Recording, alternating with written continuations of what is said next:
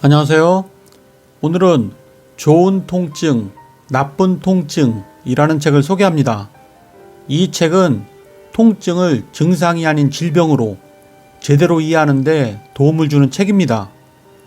가벼운 통증에서부터 잠 못 이루는 만성 통증까지 질병에 동반하는 증상 치료가 아닌 근본 치료를 통해 통증을 치유하는 방법을 알려줍니다. 그러면 책의 주요 내용을 살펴보도록 하겠습니다. 통증의 두 얼굴, 좋은 통증과 나쁜 통증. 통증의 사전적 의미는 실질적이거나 잠재적인 조직 손상 이후 발생하는 불유쾌한 감각적, 정서적인 경험이다. 조직 손상이란 넘어져서 뼈가 부러졌다든지, 발목이 삐끗했다든지, 칼로 손가락을 베었다든지, 뜨거운 물이 다리에 흘러 화상을 입었다든지, 혹은 맹장 수술을 받았는데 수술 후 상처 부위에 통증이 있다든지 하는 경우를 말한다. 이처럼 분명한 조직 손상 이후에 따라오는 통증은 좋은 통증이다. 이때의 통증은 우리 몸에서 발생한 손상에 대한 위협을 알리고 똑같은 손상을 입지 않도록 몸을 피하고 방어할 수 있게 해준다. 또한 통증은 손상이 회복되는데도 도움이 된다. 이처럼 통증은 우리 몸을 보호하기 위한 알림 장치와도 같다. 일반적으로 좋은 통증은 우리 몸에 손상이 일어났을 때 발생하고 손상이 회복되면서 사라진다. 그런데 삐끗한 지 2달이 넘도록 발목이 아프다든지 골절이 되어 수술하고 뼈는 잘 아물었는데도 다리가 아픈 경우, 폐 수술을 하고 상처가 다 나았는데도 가슴 부위에 통증이 있다면 그 통증은 좋은 통증이라 하기 어렵다. 우리 몸의 이상을 알리고 손상이 치유되도록 경고하는 좋은 통증과는 달리 통증 전달 신경계 이상으로 지속적인 만성적인 통증은 나쁜 통증이다. 나쁜 통증은 통증을 일으킬 만한 눈에 보이는 분명한 원인이 없는 경우가 많다. 얼굴에서 번개가 쳐요. 3차 신경통.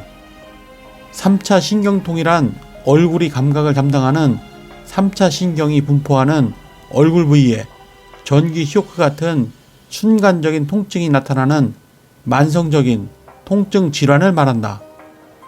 얼굴이 감각은 12개의 뇌신경 중 5번째 뇌신경인 3차 신경에 의하여 전달된다.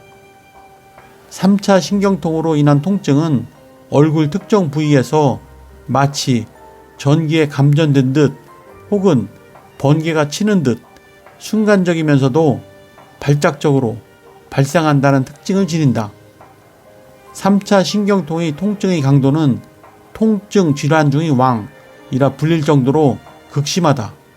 통증을 일으키는 신경을 차단하면 통증은 없어진다. 약물 치료에 효과가 없거나 부작용으로 사용이 불가능한 환자들에게 시행할 수 있는 치료는 통증을 일으키는 신경을 직접 찾아 들어가 정확하게 차단해주면 통증이 완벽하게 사라진다. 이를 3차 신경 차단술 혹은 3차 신경 파괴술이라 하는데 추가적인 약물 치료가 필요 없을 정도로 효과가 뛰어나다. 전신 마취 필요 없고 안전하며 시술도 1, 2분 만에 간단히 끝날 수 있다. 머리가 쪼이는 듯 아프고 어깨에 돌덩이를 올려놓은 것 같아요. 긴장성 두통. 머리가 전체적으로 조이듯 아프고 어깨와 목이 뻐근하고 통증이 있으면서 눈도 흐릿하고 아프다면 긴장성 두통을 의심할 수 있다. 긴장성 두통은 두통 중에서 약 40%를 차지할 정도로 흔한 병이다. 20에서 40세 사이에 가장 많이 나타나며 나이가 들면 자연스럽게 통증이 사라지는 경우가 많다. 긴장성 두통은 흔히 목과 두피에 분포하는 근육이 지속적으로 수축하면서 발생한다. 이처럼 근육이 수축하는 원인은 다양하다. 정서적으로 긴장하거나 스트레스를 받을 때, 목과 머리 쪽에 있는 근육이 수축하면서 긴장성 두통을 유발한다. 좋지 않은 자세도 긴장성 두통을 부른다. 장시간 고개를 앞으로 빼거나 숙이는 자세로 컴퓨터 작업을 하면 경추의 자연 곡선이 없어져 일자목이 되면서 척추 주변에 붙어있는 목 뒤와 어깨 부분의 근육이 긴장돼 혈액순환이 잘 안되면서 두통이 발생한다. 근육 중에서도 목 근육이 긴장되면 두통이 생길 가능성이 높아진다. 스트레스를 줄이는 생활요법이 중요. 긴장성 두통은 초기에는 시중에서 흔히 볼 수 있는 진통제로도 쉽게 완화되기도 하지만 스트레스 기간이 길어질수록 후두부 쪽의 찌릿한 통증이 동반되면서 수면을 방해하기 시작하면 일반 진통제나 근육 이완제로는 완화되지 않는다. 이럴 때는 올바른 생활 습관이 중요하다. 긴장성 두통은 정신적, 육체적 스트레스가 원인이 되어 발생하는 경우가 많고 종종 스트레스, 수면 부족, 음주, 나쁜 식사 습관에 의해 악화되기 때문이다.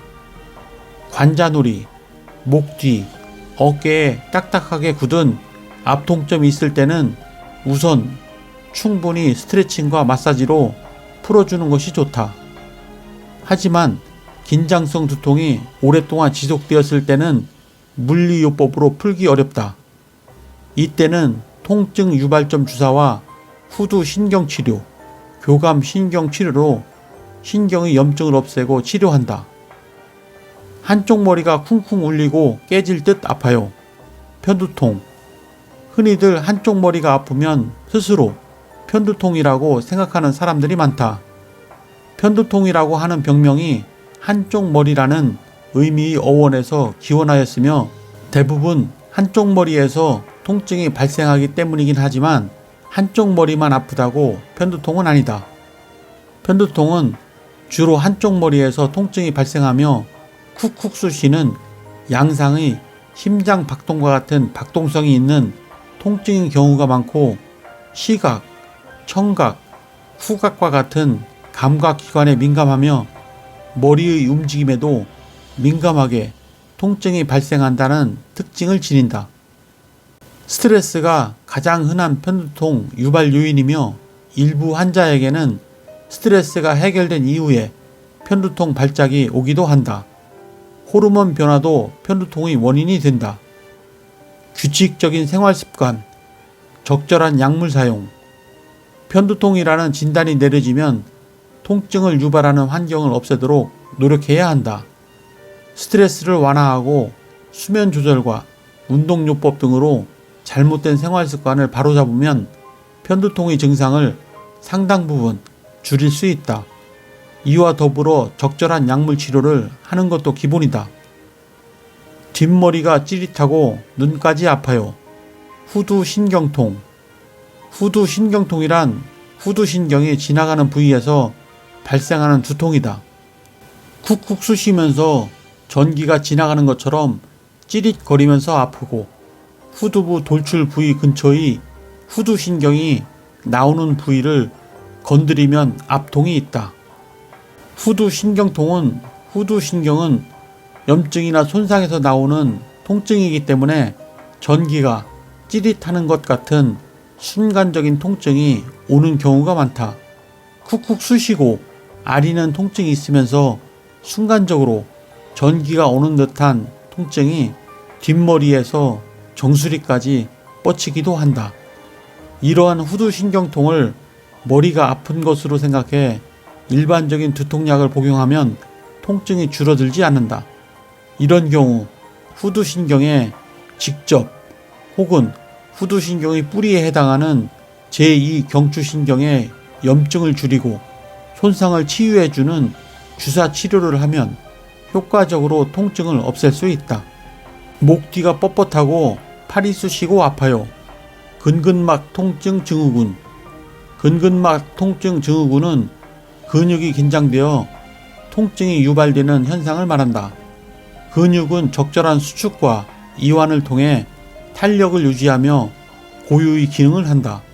그런데 근육은 장시간 긴장된 상태로 있으면 탄력을 잃고 쉽게 수축되고 굳어진 상태를 유지한다. 마치 늘어나지 않는 딱딱한 고무줄 같은 상태가 되어버리는 것이다.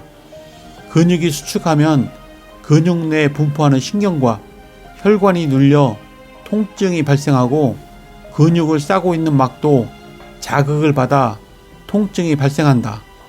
근육이 있는 부위에선 어느 곳에서나 근근막 통증 증후군이 생길 수 있으나 특히 목, 어깨, 등, 허리, 엉덩이, 뒷무릎에 많이 발생하는 것으로 알려져 있다.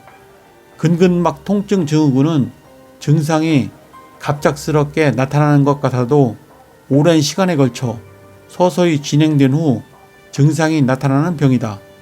목 부위에서 근근막 통증 증후군이 심해지면 목만 뻣뻣하고 아픈 게 아니라 네 번째 손가락이나 새끼손가락이 저리기도 한다.